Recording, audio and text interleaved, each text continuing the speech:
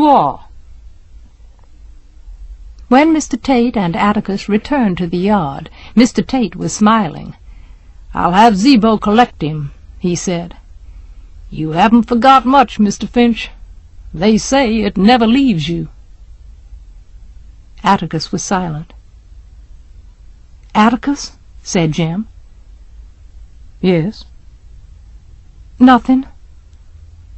"I saw that one-shot Finch." Atticus wheeled around and faced Miss Morty. They looked at one another without saying anything, and Atticus got into the sheriff's car. "Come here," he said to Jem. "Don't you go near that dog, you understand? Don't go near him. He's just as dangerous dead as alive." "Yes, sir," said Jem. "Atticus?" "What, son?" "Nothing." "What's the matter with you, boy? Can't you talk?" said Mr. Tate, grinning at Jem. "Didn't you know your daddy's—" "Hush, Heck," said Atticus. "Let's go back to town." When they drove away, Jem and I went to Miss Stephanie's front steps. We sat waiting for Zeebo to arrive in the garbage truck. Jem sat in numb confusion, and Miss Stephanie said, Who'd have thought of a mad dog in February? Maybe he wasn't mad. Maybe he was just crazy. I'd hate to see Harry Johnson's face when he gets in from the Mobile Run and finds Atticus Finch has shot his dog. Bet he was just full of fleas from somewhere." Miss Morty said Miss Stephanie'd be singing a different tune if Tim Johnson was still coming up the street, that they'd find out soon enough. They'd send his head to Montgomery. Jem became vaguely articulate. "Did you see him, Scout? Did you see him just standing there? And all of a sudden, he just relaxed all over, and it looked like that gun was a part of him. And he did it so quick, like I have to aim for 10 minutes before I can hit something." Miss Morty grinned wickedly. "Well now, Miss Jean Louise," she said, "still think your father can't do anything? Still ashamed of him?" "No'm," I said meekly. "Forgot to tell you the other day that besides playing the Jew's harp, Atticus Finch was the deadest shot in Macomb County in his time." "Dead shot," echoed Jem. "That's what I said, Jem Finch. Guess you'll change your tune now. The very idea. Didn't you know his nickname was Old One-Shot when he was a boy? Why, down at the landing, when he was coming up, if he shot 15 times and hit 14 doves, he'd complain about wasting ammunition." "He never said anything about that," Jem muttered. "Never said anything about it, did he?" "No, ma'am." "Wonder why he never goes hunting now," I said. "Maybe I can tell you," said Miss Morty. "If your father's anything, he's civilized in his heart. Marksmanship's a gift of God, a talent. Oh, you have to practice to make it perfect. But shooting's different from playing the piano or the like. I think maybe he put his gun down when he realized that God had given him an unfair advantage over most living things. I guess he decided he wouldn't shoot till he had to. And he had to today." "Looks like he'd be proud of it," I said. "People in their right minds never take pride in their talents," said Miss Morty. We saw Zeebo drive up. He took a pitchfork from the back of the garbage truck and gingerly lifted Tim Johnson. He pitched the dog onto the truck, then poured something from a gallon jug on and around the spot where Tim fell. "Don't y'all come over here for a while," he called. When we went home, I told Jem we'd really have something to talk about at school on Monday. Jem turned on me. "Don't say anything about it, Scout," he said. "What? I certainly am. Ain't everybody's daddy the deadest shot in Macomb County?" Jem said, "I reckon if he'd wanted us to know it, he'd have told us. If he was proud of it, he'd have told us." "Maybe it just slipped his mind," I said. Now, Scout, it's something you wouldn't understand. Atticus is real old, but I wouldn't care if he couldn't do anything. I wouldn't care if he couldn't do a blessed thing." Jem picked up a rock and threw it jubilantly at the car-house. Running after it, he called back, "Atticus is a gentleman, just like me." Chapter 11.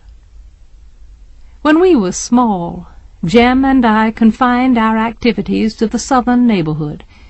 But when I was well into the 2nd grade at school, and tormenting Boo Radley became passé, the business section of Macomb drew us frequently up the street past the real property of Mrs. Henry Lafayette DuBose.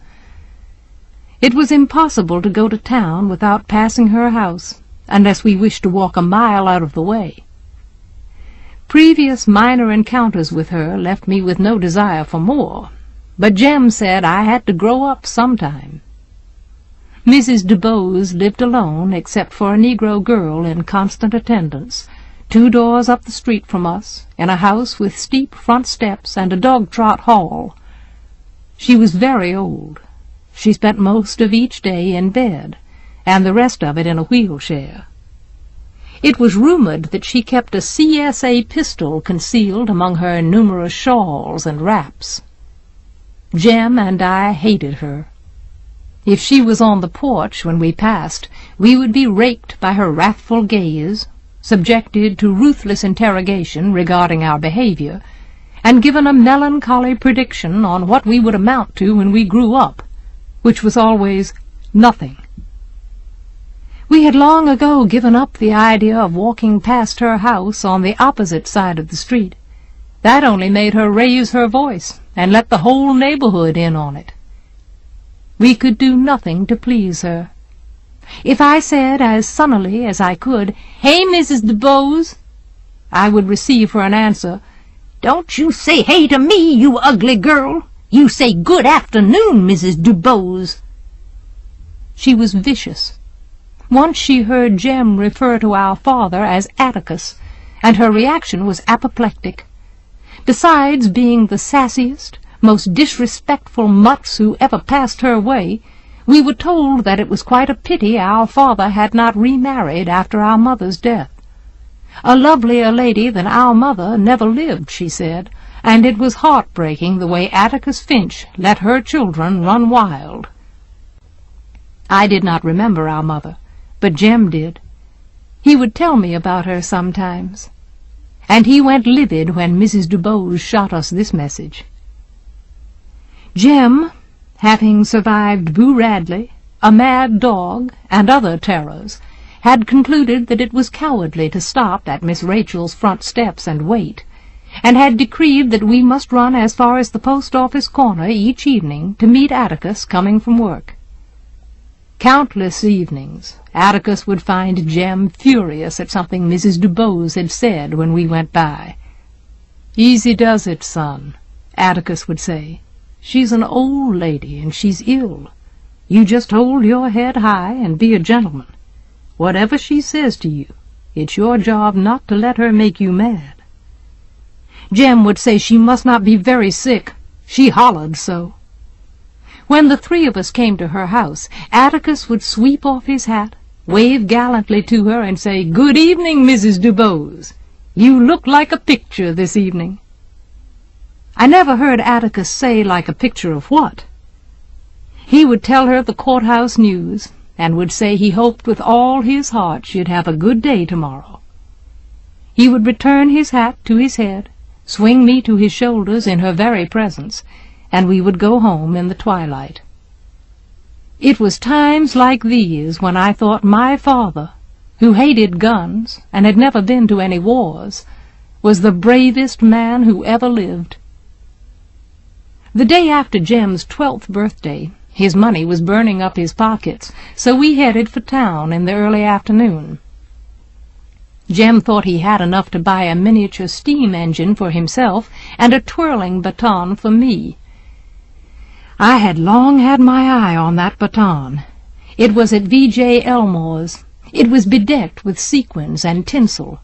It cost 17 cents. It was then my burning ambition to grow up and twirl with the Macomb County High School band. Having developed my talent to where I could throw up a stick and almost catch it coming down, I had caused Calpurnia to deny me entrance to the house every time she saw me with a stick in my hand. I felt that I could overcome this defect with a real baton, and I thought it was generous of Jem to buy one for me. Mrs. DuBose was stationed on her porch when we went by. "Where are you two going at this time of day?" she shouted. "Playing hooky, I suppose? I'll just call up the principal and tell him." She put her hands on the wheels of her chair and executed a perfect right face. "Aw, it's Saturday, Mrs. DuBose," said Jem. "Makes no difference if it's Saturday," she said obscurely. "I wonder if your father knows where you are." "Mrs. DuBose, we've been going to town by ourselves since we were this high." Jem placed his hand, palm down, about 2 feet above the sidewalk. "Don't you lie to me," she yelled. "Jeremy Finch, Maudie Atkinson told me you broke down her scuppernong arbor this morning. She's going to tell your father, and then you'll wish you never saw the light of day. If you aren't sent to the reform school before next week, my name's not DuBose." Jem, who hadn't been near Miss Maudie's scuppernong arbor since last summer, and who knew Miss Maudie wouldn't tell Atticus if he had, issued a general denial. "Don't you contradict me!" Mrs. DuBose bawled. "And you!" She pointed an arthritic finger at me. "What are you doing in those overalls? You should be in a dress and camisole, young lady. You'll grow up waiting on tables if somebody doesn't change your ways. A Finch waiting on tables at the OK Cafe. Ha!" I was terrified. The OK Cafe was a dim organization on the north side of the square. I grabbed Jem's hand, but he shook me loose. "Come on, Scout," he whispered. "Don't pay any attention to her. Just hold your head high and be a gentleman." But Mrs. DuBose held us. "Not only a Finch waiting on tables, but one in the courthouse lawing for niggers." Jem stiffened. Mrs. DuBose's shot had gone home, and she knew it. "Yes, indeed. What has this world come to when a Finch goes against his raising? I'll tell you." She put her hand to her mouth. When she drew it away, it trailed a long silver thread of saliva. "Your father's no better than the niggers and trash he works for." Jem was scarlet. I pulled at his sleeve, and we were followed up the sidewalk by a philippic on our family's moral degeneration, the major premise of which was that half the Finches were in the asylum anyway, but if our mother were living, we would not have come to such a state. I wasn't sure what Jem resented most, but I took umbrage at Mrs. DuBose's assessment of the family's mental hygiene. I had become almost accustomed to hearing insults aimed at Atticus, but this was the first one coming from an adult. Except for her remarks about Atticus, Mrs. DuBose's attack was only routine. There was a hint of summer in the air.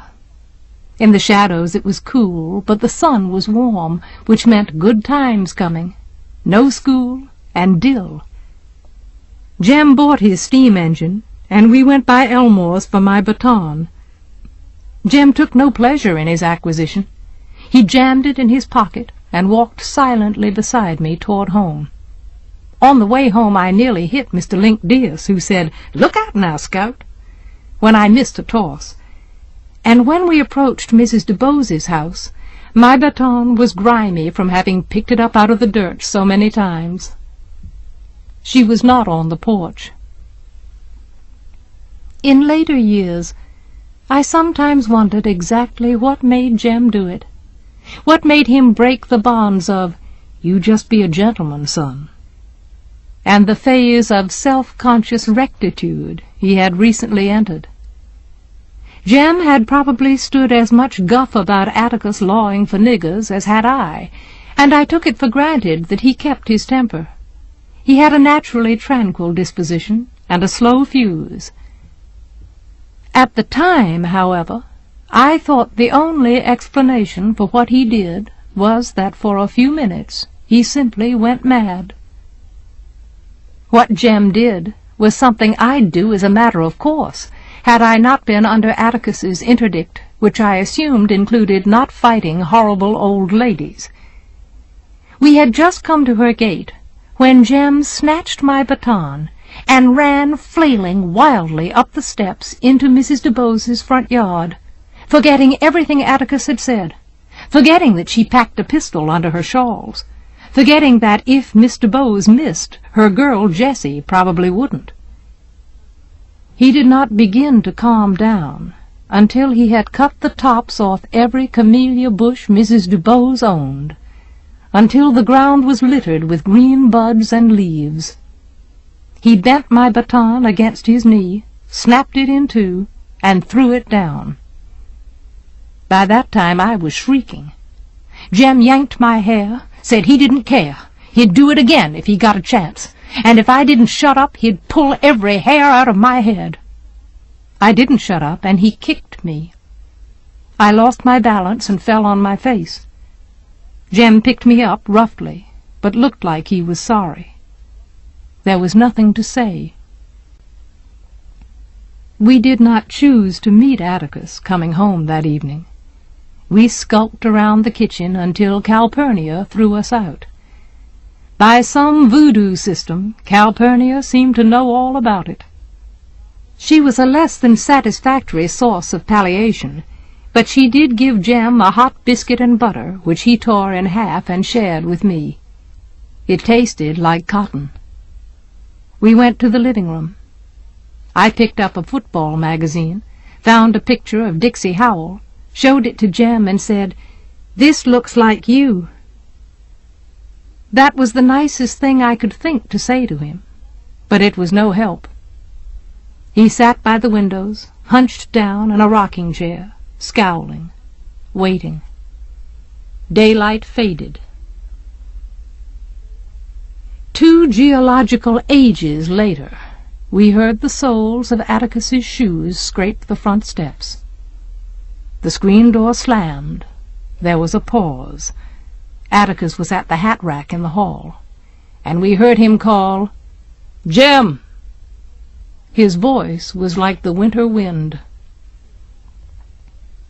Atticus switched on the ceiling light in the living room and found us there, frozen still.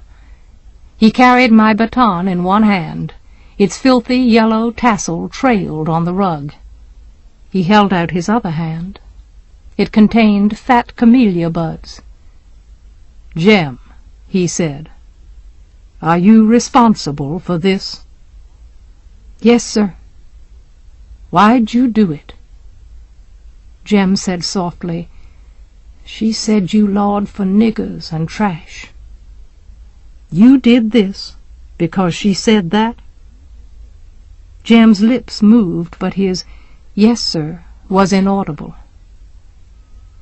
"Son, I have no doubt that you've been annoyed by your contemporaries about me lawing for niggers, as you say. But to do something like this to a sick old lady is inexcusable. I strongly advise you to go down and have a talk with Mrs. DuBose," said Atticus. "Come straight home afterward." Jem did not move.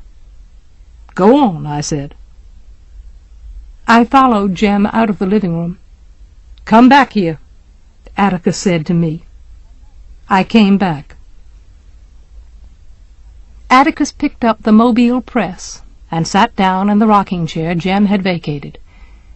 For the life of me, I did not understand how he could sit there in cold blood and read a newspaper when his only son stood an excellent chance of being murdered with a Confederate Army relic. Of course, Jem antagonized me sometimes until I could kill him, but when it came down to it, he was all I had. Atticus did not seem to realize this, or if he did, he didn't care. I hated him for that. But when you are in trouble, you become easily tired. Soon I was hiding in his lap, and his arms were around me. "You're mighty big to be rocked," he said. "You don't care what happens to him," I said. "You just send him on to get shot at, when all he was doing was standing up for you." Atticus pushed my head under his chin. "It's not time to worry yet," he said. "I never thought Jem'd be the one to lose his head over this. Thought I'd have more trouble with you." I said I didn't see why we had to keep our heads anyway, that nobody I knew at school had to keep his head about anything. "Scout," said Atticus, "when summer comes, you'll have to keep your head about far worse things. It's not fair for you and Jem, I know that, but sometimes we have to make the best of things, and the way we conduct ourselves when the chips are down— well, all I can say is, when you and Jem are grown, maybe you'll look back on this with some compassion and some feeling that I didn't let you down. This case, Tom Robinson's case, is something that goes to the essence of a man's conscience. Scout, I couldn't go to church and worship God if I didn't try to help that man." "Atticus, you must be wrong." "How's that?" "Well, most folks seem to think they're right and you're wrong." "They're certainly entitled to think that, and they're entitled to full respect for their opinions," said Atticus. "But before I can live with other folks, I've got to live with myself. The one thing that doesn't abide by majority rule is a person's conscience." When Jem returned, he found me still in Atticus's lap. "Well, son," said Atticus. He set me on my feet, and I made a secret reconnaissance of Jem. He seemed to be all in one piece, but he had a queer look on his face. Perhaps she had given him a dose of calomel. I cleaned it up for her, and said I was sorry, but I ain't, and that I'd work on 'em every Saturday, and try to make 'em grow back out. "There was no point in saying you were sorry if you aren't," said Atticus. "Jem, she's old and ill. You can't hold her responsible for what she says and does. Of course, I'd rather she'd have said it to me than to either of you, but we can't always have our druthers." Jem seemed fascinated by a rose in the carpet. "Atticus," he said, "she wants me to read to her." "Read to her?" "Yes, sir. She wants me to come every afternoon after school, and Saturdays, and read to her out loud for 2 hours. "Atticus, do I have to?" "Certainly." "But she wants me to do it for a month." "Then you'll do it for a month." Jem planted his big toe delicately in the center of the rose and pressed it in.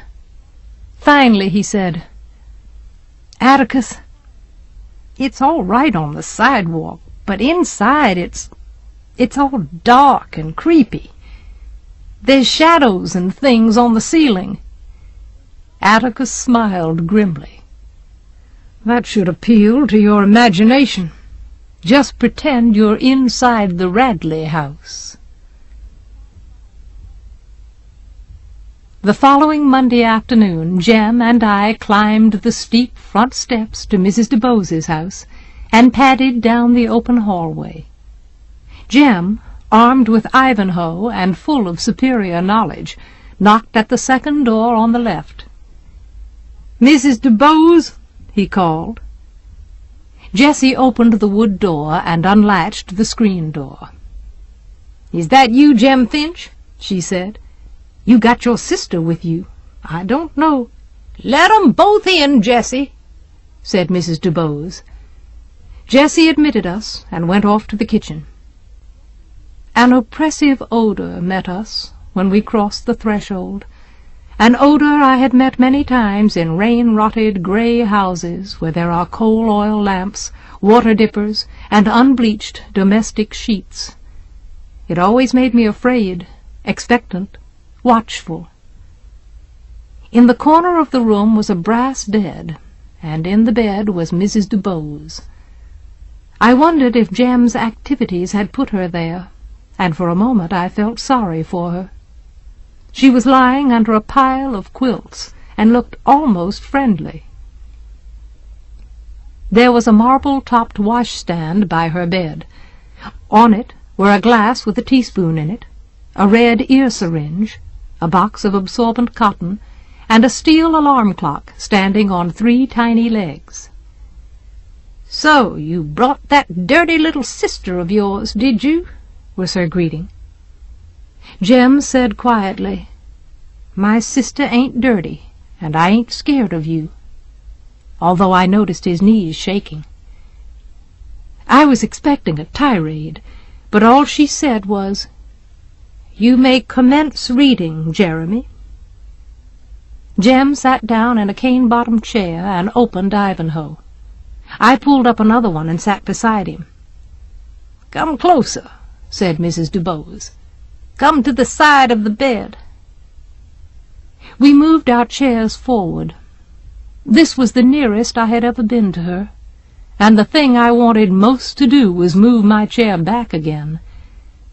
She was horrible.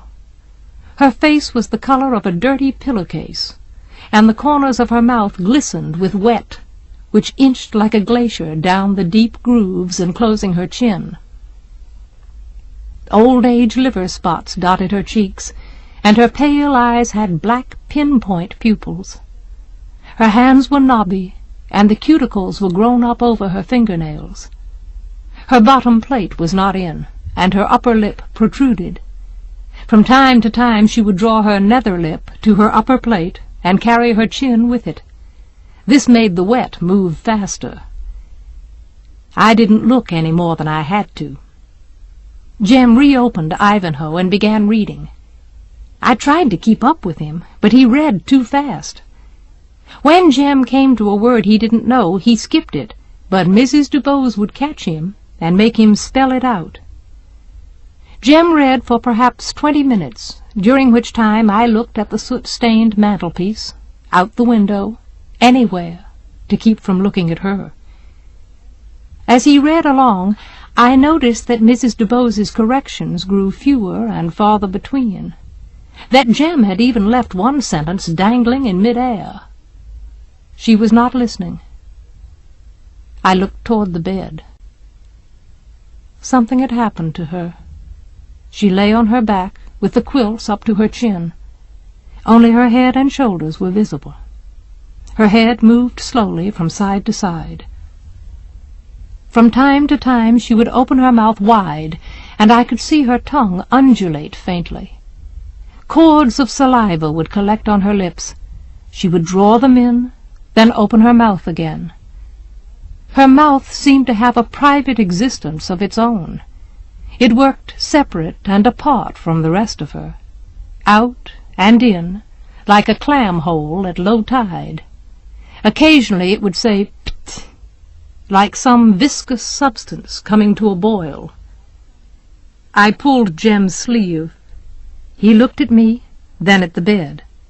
Her head made its regular sweep toward us, and Jem said, "Mrs. DuBose, are you all right?" She did not hear him. The alarm clock went off and scared us stiff. A minute later, nerves still tingling, Jem and I were on the sidewalk headed for home. We did not run away. Jessie sent us. Before the clock wound down, she was in the room pushing Jem and me out of it. "Shoo," she said. "You all go home." Jem hesitated at the door. "It's time for her medicine," Jessie said. As the door swung shut behind us, I saw Jessie walking quickly toward Mrs. DuBose's bed. It was only 3:45 when we got home, so Jem and I drop-kicked in the backyard until it was time to meet Atticus.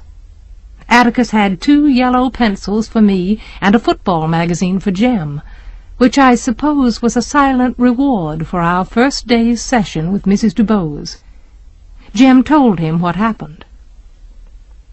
"Did she frighten you?" asked Atticus. "No, sir," said Jem, "but she's so nasty. She has fits or something. She spits a lot." "She can't help that. When people are sick, they don't look nice sometimes." "She scared me," I said. Atticus looked at me over his glasses. "You don't have to go with Jem, you know." The next afternoon at Mrs. DeBose's was the same as the first, and so was the next, until gradually a pattern emerged. Everything would begin normally. That is, Mrs. DeBose would hound Jem for a while on her favorite subjects, her camellias, and our father's nigger-loving propensities.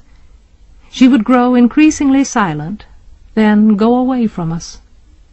The alarm clock would ring, Jessie would shoo us out, and the rest of the day was ours. "Atticus," I said one evening, "what exactly is a nigger-lover?"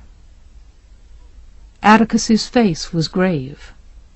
"Has somebody been calling you that?" "No, sir. Mrs. DeBose calls you that. She warms up every afternoon calling you that. Francis called me that last Christmas. That's where I first heard it." "Is that the reason you jumped on him?" asked Atticus. "Yes, sir." "Then why are you asking me what it means?" I tried to explain to Atticus that it wasn't so much what Francis said that had infuriated me as the way he had said it. It was like he had said snot-nose or something. "Scout," said Atticus, "nigger-lover is just one of those terms that don't mean anything, like snot-nose. It's hard to explain. Ignorant, trashy people use it when they think somebody's favoring Negroes over and above themselves. It's slipped into usage with some people like ourselves when they want a common, ugly term to label somebody." "You aren't really a nigger-lover, then, are you?" "I certainly am. I do my best to love everybody. I'm hard put sometimes." "Baby, it's never an insult to be called what somebody thinks is a bad name. It just shows you how poor that person is. It doesn't hurt you. So don't let Mrs. DeBose get you down. She has enough troubles of her own." This ends Disc 4. To Kill a Mockingbird, Disc 5. One afternoon a month later, Jem was plowing his way through Sir Walter Scout, as Jem called him, and Mrs. DeBose was correcting him at every turn, when there was a knock on the door. "Come in!" she screamed. Atticus came in. He went to the bed and took Mrs. DeBose's hand.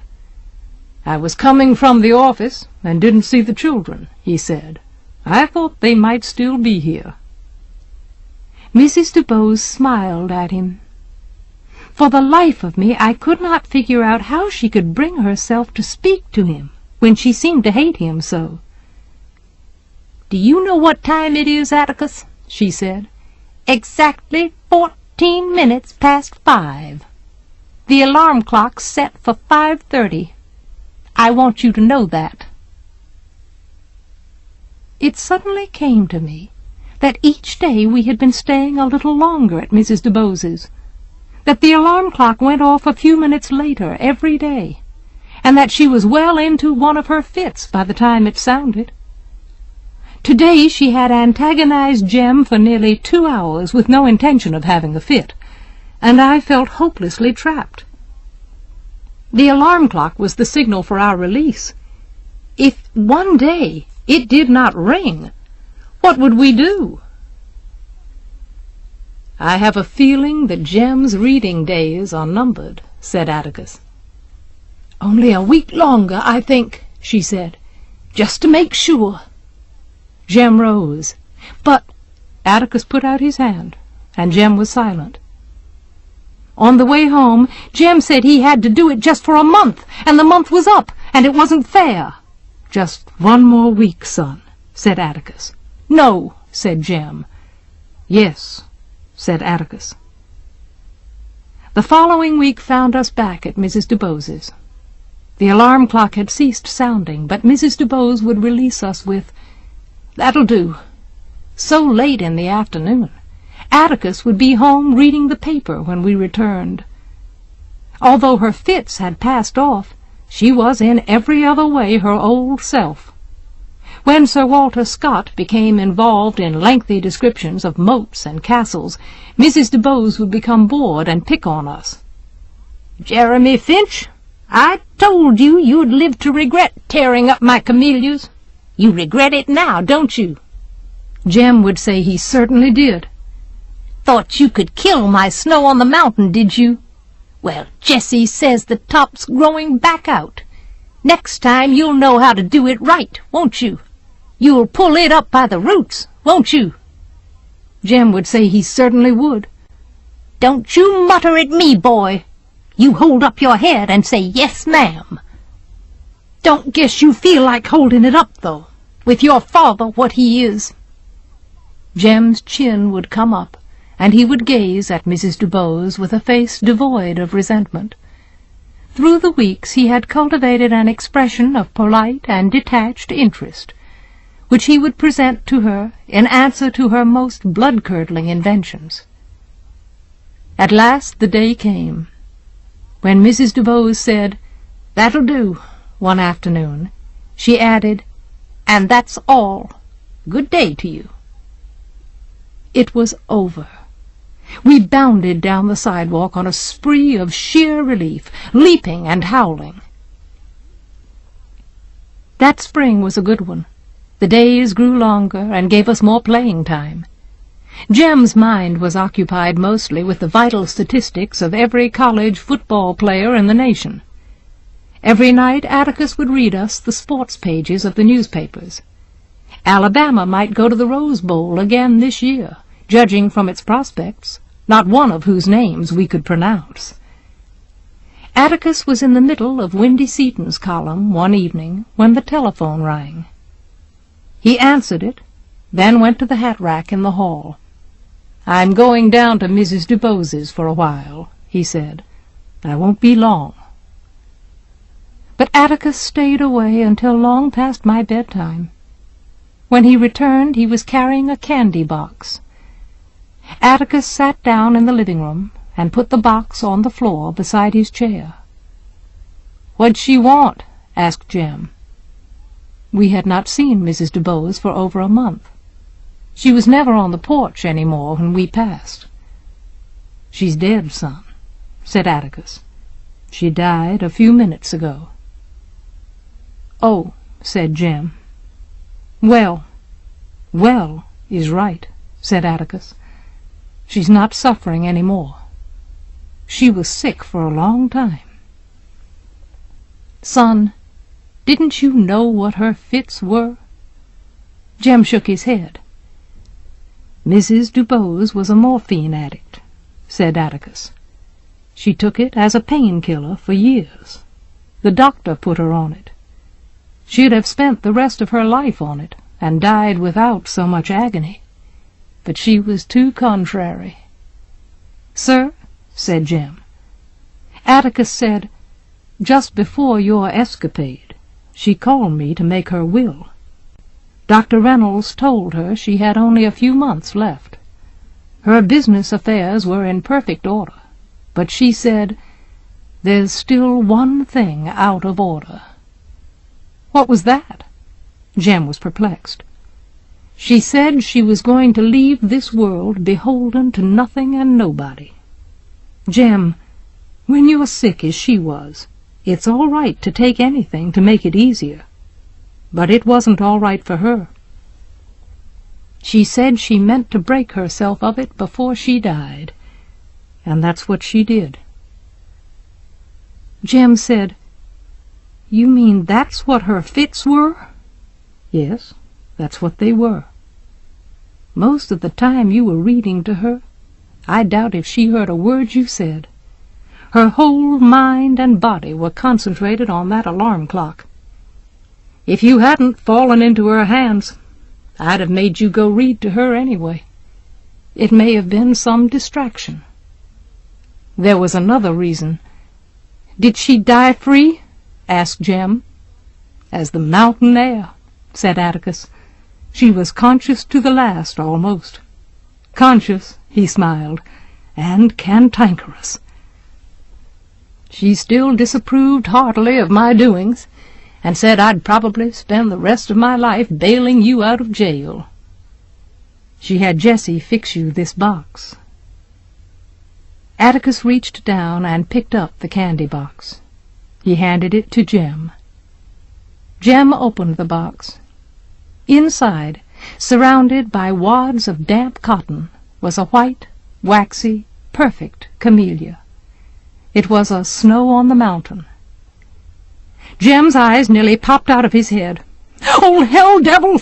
Oh, hell devil!" he screamed, flinging it down. "Why can't she leave me alone?" In a flash Atticus was up and standing over him. Jem buried his face in Atticus's shirt front. "Shh," he said. "I think that was her way of telling you. Everything's all right now, Jem. Everything's all right. You know, she was a great lady." "A lady?" Jem raised his head. His face was scarlet. "After all those things she said about you? A lady?" "She was. She had her own views about things. A lot different from mine, maybe. Son, I told you that if you hadn't lost your head, I'd have made you go read to her. I wanted you to see something about her. I wanted you to see what real courage is, instead of getting the idea that courage is a man with a gun in his hand. It's when you know you're licked before you begin, but you begin anyway, and you see it through, no matter what. You rarely win, but sometimes you do. Mrs. DuBose won, all 98 pounds of her. According to her views, she died beholden to nothing and nobody. She was the bravest person I ever knew." Jem picked up the candy box and threw it in the fire. He picked up the camellia, and when I went off to bed I saw him fingering the wide petals. Atticus was reading the paper. Part 2. Chapter 12. Jem was 12. He was difficult to live with, inconsistent, moody. His appetite was appalling, and he told me so many times to stop pestering him I consulted Atticus. "Reckon he's got a tapeworm?" Atticus said no, Jem was growing. I must be patient with him and disturb him as little as possible. This change in Jem had come about in a matter of weeks. Mrs. DuBose was not cold in her grave. Jem had seemed grateful enough for my company when he went to read to her. Overnight, it seemed, Jem had acquired an alien set of values, and was trying to impose them on me. Several times he went so far as to tell me what to do. After one altercation, when Jem hollered, "It's time you started being a girl and acting right," I burst into tears and fled to Calpurnia. "Don't you fret too much over Mr. Jem," she began. "Mr. Jem?" "Yeah, he's just about Mr. Jem now." "He ain't that old," I said. "All he needs is somebody to beat him up, and I ain't big enough." "Baby," said Calpurnia, "I just can't help it if Mr. Jem's growing up. He's going to want to be off to himself a lot now, doing whatever boys do, so you just come right on in the kitchen when you feel lonesome. We'll find lots of things to do in here." The beginning of that summer boded well. Jem could do as he pleased. Calpurnia would do, until Dill came. She seemed glad to see me when I appeared in the kitchen, and by watching her, I began to think there was some skill involved in being a girl. But summer came, and Dill was not there. I received a letter and a snapshot from him. The letter said he had a new father whose picture was enclosed, and he would have to stay in Meridian, because they planned to build a fishing boat. His father was a lawyer like Atticus, only much younger. Dill's new father had a pleasant face, which made me glad Dill had captured him, but I was crushed. Dill concluded by saying he would love me forever and not to worry. He would come get me and marry me as soon as he got enough money together. So please write. The fact that I had a permanent fiancé was little compensation for his absence. I had never thought about it, but summer was Dill by the fish pool smoking string. Dill's eyes alive with complicated plans to make Boo Radley emerge. Summer was the swiftness with which Dill would reach up and kiss me when Jem was not looking. The longings we sometimes felt each other feel. With him life was routine. Without him life was unbearable. I stayed miserable for 2 days. As if that were not enough, the state legislature was called into emergency session, and Atticus left us for 2 weeks. The governor was eager to scrape a few barnacles off the ship of state. There were sit-down strikes in Birmingham. Bread lines in the cities grew longer. People in the country grew poorer. But these were events remote from the world of Jem and me. We were surprised one morning to see a cartoon in the Montgomery Advertiser above the caption, "Makeham's Finch." It showed Atticus, barefooted and in short pants, chained to a desk. He was diligently writing on a slate while some frivolous-looking girls yelled, "Yoo-hoo!" at him. "That's a compliment," explained Jem. "He spends his time doing things that wouldn't get done if nobody did 'em." "Huh?" In addition to Jem's newly developed characteristics, he had acquired a maddening air of wisdom. "Oh, Scout, it's like reorganizing the tax systems of the counties and things. That kind of thing's pretty dry to most men." "How do you know?" "Oh, go on and leave me alone. I'm reading the paper." Jem got his wish. I departed for the kitchen. While she was shelling peas, Calpurnia suddenly said, "What am I going to do about you-all's church this Sunday?" "Nothing, I reckon. Atticus left us collection." Calpurnia's eyes narrowed, and I could tell what was going through her mind.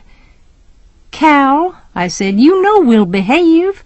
We haven't done anything in church in years." Calpurnia evidently remembered a rainy Sunday when we were both fatherless and teacherless. Left to its own devices, the class tied Eunice Ann Simpson to a chair and placed her in the furnace room. We forgot her, trooped upstairs to church, and were listening quietly to the sermon when a dreadful banging issued from the radiator pipes, persisting until someone investigated and brought forth Eunice Ann, saying she didn't want to play Shadrach any more. Jem Finch said she wouldn't get burnt if she had enough faith, but it was hot down there. "Besides, Cal, this isn't the first time Atticus has left us," I protested. "Yeah, but he makes certain your teacher's going to be there. I didn't hear him say this time. Reckon he forgot it." Calpurnia scratched her head. Suddenly she smiled. "How'd you and Mr. Jem like to come to church with me tomorrow?" "Really?" "How about it?" grinned Calpurnia. If Calpurnia had ever bathed me roughly before, it was nothing compared to her supervision of that Saturday night's routine. She made me soap all over twice, drew fresh water in the tub for each rinse. She stuck my head in the basin and washed it with Octagon soap and Castile.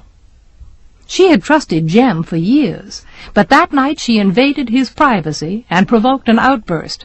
"Can't anybody take a bath in this house without the whole family looking?" Next morning she began earlier than usual to go over our clothes. When Calpurnia stayed overnight with us, she slept on a folding cot in the kitchen. That morning it was covered with our Sunday habiliments. She had put so much starch in my dress it came up like a tent when I sat down. She made me wear a petticoat, and she wrapped a pink sash tightly around my waist. She went over my patent leather shoes with a cold biscuit until she saw her face in them. "It's like we were going to Mardi Gras," said Jem. "What's all this for, Cal?" "I don't want anybody saying I don't look after my children," she muttered. "Mr. Jem, you absolutely can't wear that tie with that suit. It's green." "What's the matter with that?" "Suit's blue. Can't you tell?" "Hee-hee!" I howled. "Jem's colorblind."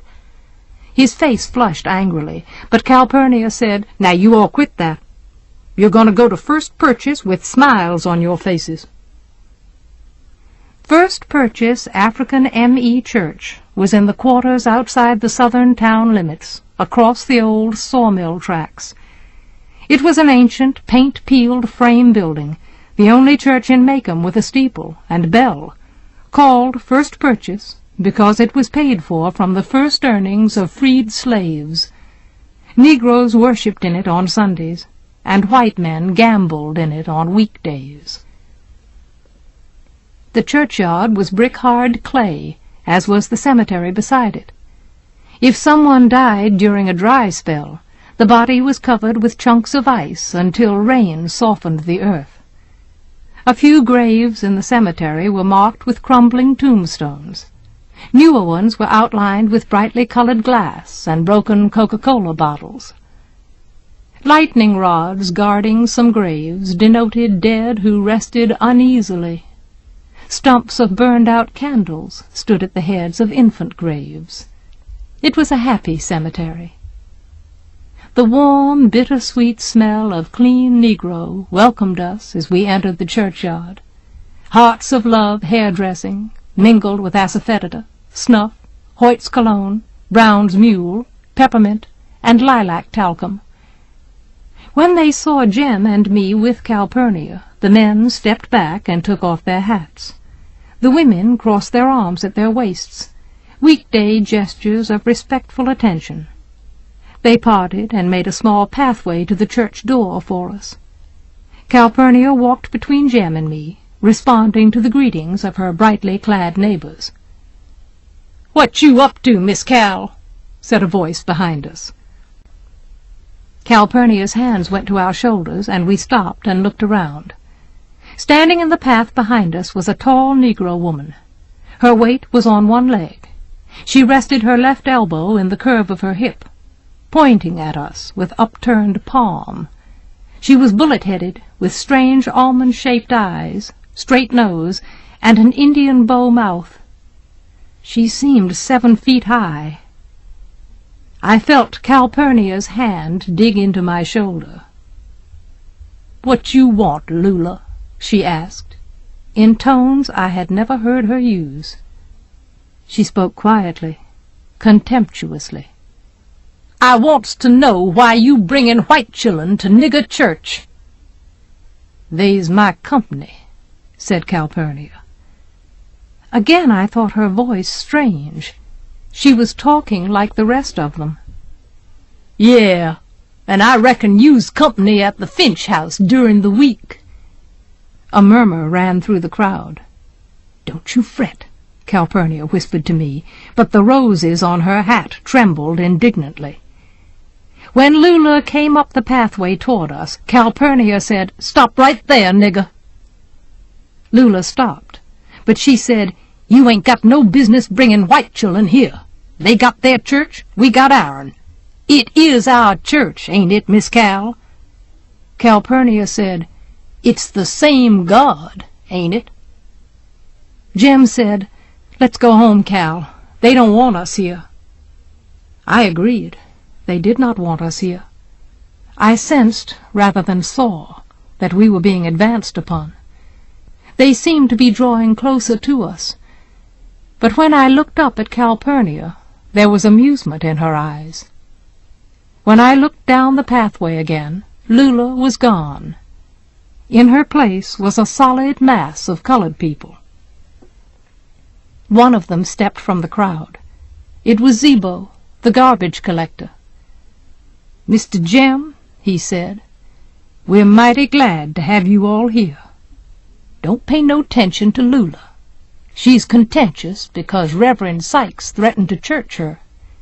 She's a troublemaker from way back.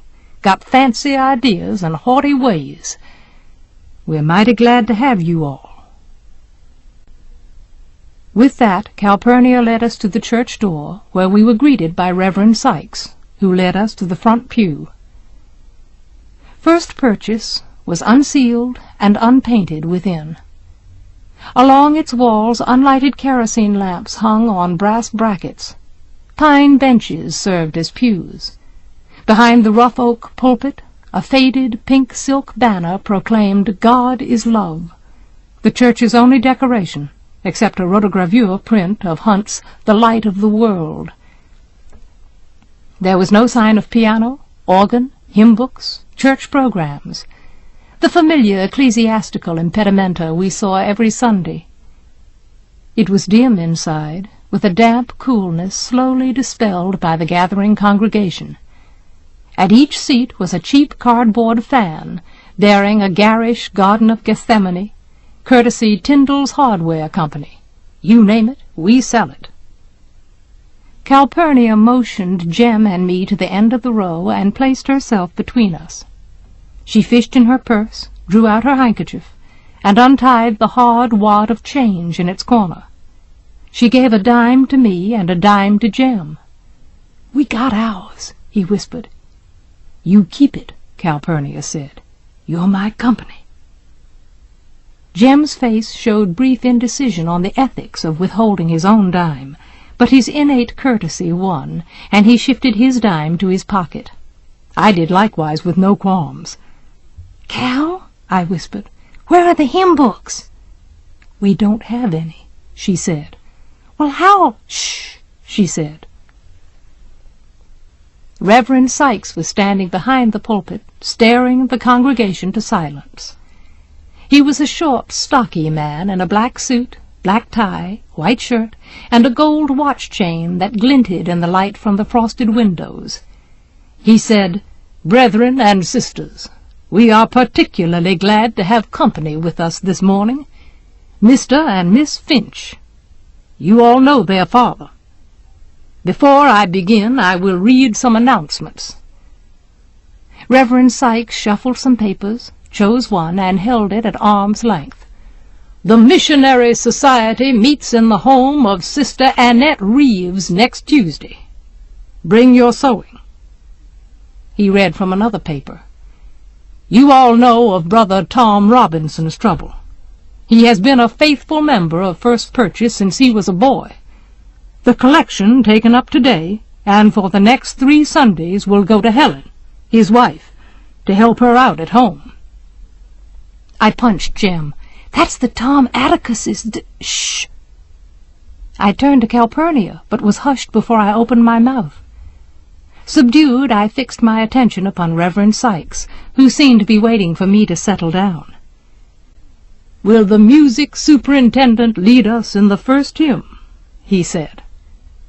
Zebo rose from his pew and walked down the center aisle, stopping in front of us and facing the congregation. He was carrying a battered hymn book. He opened it and said, "We'll sing number 273. This was too much for me.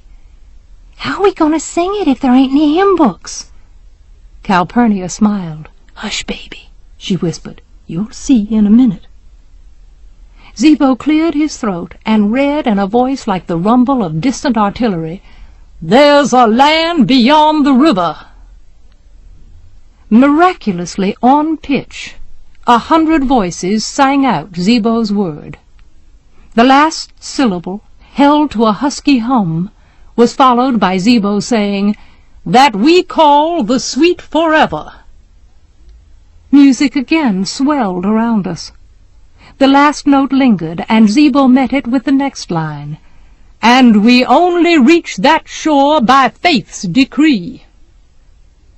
The congregation hesitated. Zebo repeated the line carefully, and it was sung. At the chorus, Zebo closed the book, a signal for the congregation to proceed without his help. On the dying notes of jubilee, Zebo said, "In that far-off sweet forever, just beyond the shining river, Line for line, voices followed in simple harmony, until the hymn ended in a melancholy murmur. I looked at Jem, who was looking at Zebo from the corners of his eyes.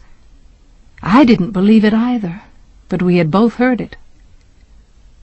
Reverend Sykes then called on the Lord to bless the sick and the suffering, a procedure no different from our church practice, except Reverend Sykes directed the deity's attention to several specific cases. His sermon was a forthright denunciation of sin, an austere declaration of the motto on the wall behind him. He warned his flock against the evils of heady brews, gambling, and strange women. Bootleggers caused enough trouble in the quarters, but women were worse. Again, as I had often met it in my own church, I was confronted with the impurity of women doctrine that seemed to preoccupy all clergymen. Jem and I had heard the same sermon Sunday after Sunday, with only one exception. Reverend Sykes used his pulpit more freely to express his views on individual lapses from grace.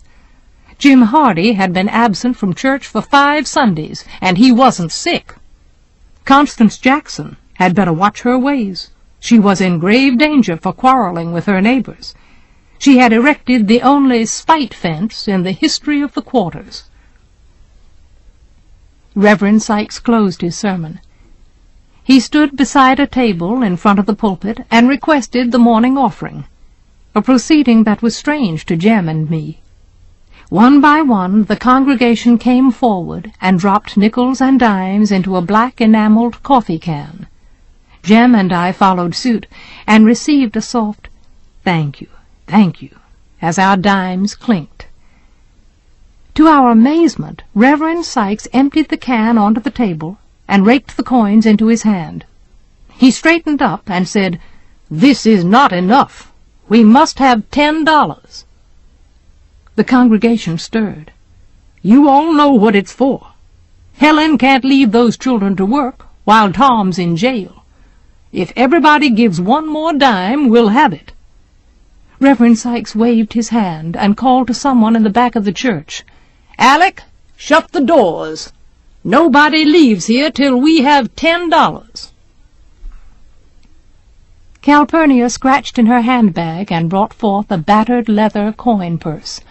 "Now, Cal," Jem whispered, when she handed him a shiny quarter. "We can put ours in. Give me your dime, Scout." The church was becoming stuffy, and it occurred to me that Reverend Sykes intended to sweat the amount due out of his flock. Fans crackled, feet shuffled, tobacco chewers were in agony. Reverend Sykes startled me by saying sternly, "Carlo Richardson, I haven't seen you up this aisle yet." A thin man in khaki pants came up the aisle and deposited a coin. The congregation murmured approval. Reverend Sykes then said,